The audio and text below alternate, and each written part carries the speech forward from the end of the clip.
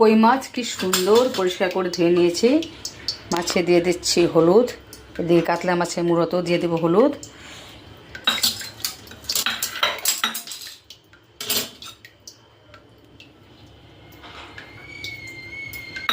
আর দিয়ে দিচ্ছি নুন।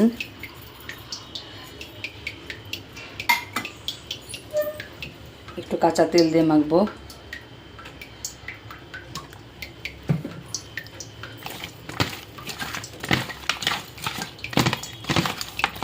ভালো করে যাতে মাছের গায়ে ভরে ওইভাবে মেখে নিচ্ছি।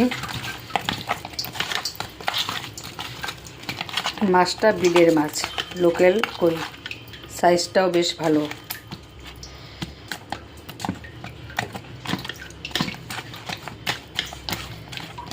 আর এদিকে মাছের মুড়োতে কাতলা মাছের একটা মুড়ো এনেছিলাম,